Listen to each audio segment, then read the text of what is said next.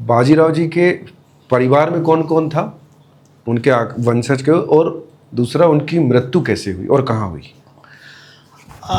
आखिर में जब निज़ाम को यहाँ दिल्ली से हराया ना, तो निज़ाम ने अपने पुत्र को, उसको नासिर जंग बोलते हैं, नासिर जंग को अपनी हैदराबाद के सब वो उसका सूबेदार बना के दिया था।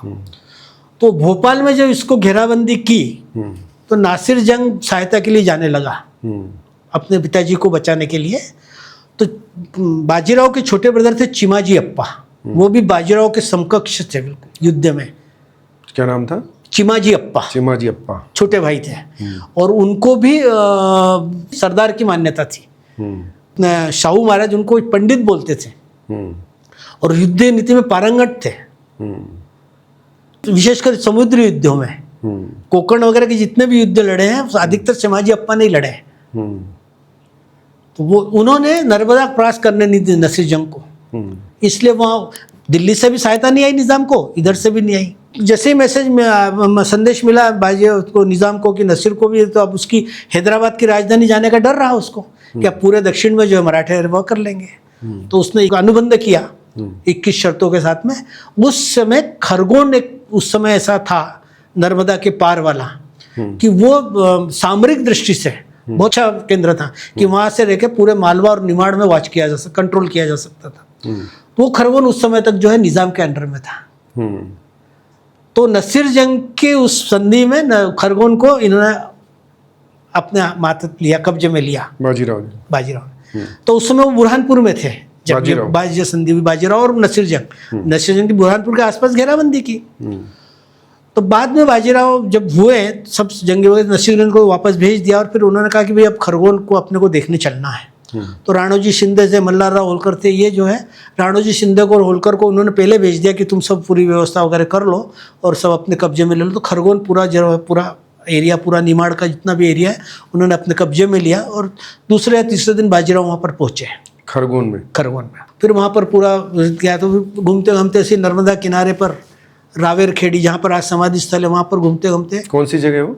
रावेर खेड़ी सनावत के पास में है, खरगोन के पास में ही बोल सकते हैं अधिकतर, तो खरगोन की तरफ से अच्छा रास्ता है उसे। तो वहाँ पर अचानक उनका जो है स्वास्थ्य, उन्होंने कहा कि यहीं अपन 2-3 दिन रहेंगे, अब रेस्ट करेंगे, दक्षिण में भी अब अपने को चिंता नहीं है, दक्षिण में भी अपना मतलब सब सेट हो गया था। तो बोले अब अपन 2-3 दिन यहाँ आराम करते। सबने स्वीकृति, टेंट वगैरह लगाया और वहाँ पर, और अचानक उनको ज्वर चढ़ा, बुखार, तेज बुखार। जिंदगी भर कभी भी बुखार से या तो कोई शारीरिक कष्ट नहीं होने वाले को 1 दिन के बुखार में ही पस्त कर दिया। तो 3 या 4 दिन वो ज्वर में रहे। उसको वो कौन सा आजकल कौन सा ज्वर बोलते, उतरता नहीं था, विषम, तो उतरता घटता रहता, वो उतरता ही नहीं कभी, मात्राएं दी गई वगैरह।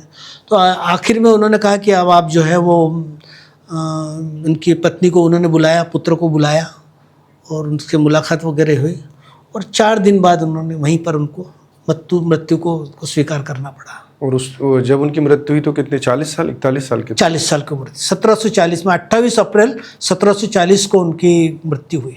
आज भी 28 अप्रैल को वहाँ पर समाधि स्थल पर बहुत बड़ा समारोह बनता है। और 40 साल की उम्र में, 40 साल की उम्र में, 20 साल की उम्र में पेशवा बने और 40 साल की उम्र में अवसान हो गया। ये हमारा दुर्भाग्य है कि ऐसे पराक्रमी व्यक्तियों को, हमारे सारे जो पराक्रमी योद्धा रहे, चाहे छत्रपति शिवाजी महाराज रहे, वो भी जल्दी 50 साल की उम्र में गए। जबकि उनका प्रतिद्वंदी जो औरंगजेब था वो 85 साल तक जिंदा रहा। ठीक इसी प्रकार इसका बाजीराव का जो प्रमुख प्रतिद्वंदी निजाम था वो भी 82 साल तक जिंदा रहा। हमारा दुर्भाग्य था, ये हमारा दुर्भाग्य था। और ताराबाई ले लो, संभाजी राजे जो, रामराजे ले लो, सबको सभी को जो है अल्पायु दिया। तो और उनके परिवार में कौन कौन बचा था उनके जाने के बाद? बाजीराव परिवार के बाद में तो बच्चे थे ना उनके, पूरा उनकी नामावली है, वो एक थोड़ा सा मैं बता देता हूँ आपको। देखिए, बालाजी विश्वनाथ, इनका जो है कार्यकाल 1713 से 1720 तक का रहा, 7 साल का रहा।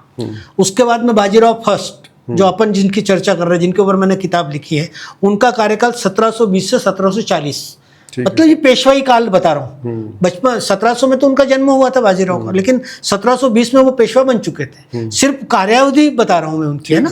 उसके बाद उनके 2 लड़के थे, एक तो रघुनाथ राव थे और एक बालाजी विश्वनाथ थे। है ना। और फिर उसके बाद में बाजीराव के बाद में बाजीराव विश्वनाथ को उनको जो है नाना साहब बोला करते थे। नाना साहब ने पानीपत का युद्ध लड़ा। उनका कार्य 1740 से 1761 तक था। फिर उसके बाद में उनके पुत्र जो है माधवराव फर्स्ट, उनका 1761 से 1772, कितना कम समय का सबका। फिर माधवराव के एक छोटे भाई थे नारायण राव, उनका कार्यकाल तो 72 से 73, 1772 से 73, एक ही साल।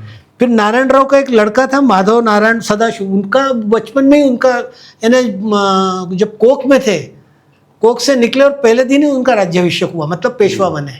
क्योंकि पेशवा इसलिए बने कि साहू महाराज ने बाजीराव के परिवार पर इतना उनको विश्वास था कि ये पेशवा पद पारंपरिक कर दिया था कि आपके जाने के बाद में आपका आप ही का कोई आएगा परिवार बनेगा, पारंपरिक कर दिया था। उसकी वजह से ये सब एक के पुत्र उसके वजह से हुए, है ना। उसके बाद में इनकी पीढ़ी यहाँ माधवराव जो बाजीराव वाली पीढ़ी थी ये खत्म हो गई। मतलब बाजीराव के दूसरा जो पुत्र थे रघुनाथ राव, उनका लड़का था बाजीराव सेकंड, उसने 1796 से 1818 तक पेशवा रहा। वो 1818 में, उस समय शायद 1813 बोला था, ये 1818 तक है। 1818 में जब अंग्रेज लोगों ने उससे सब पूरा शनिवार वाड़े का और पूरा मराठी सल्तनत जितनी भी थी वो सब मराठा अंग्रेजों ने अपने कब्जे में ली, उसको पदच्युत किया और 30 लाख की पेंशन देके और उसको विठूर में स्थापित किया।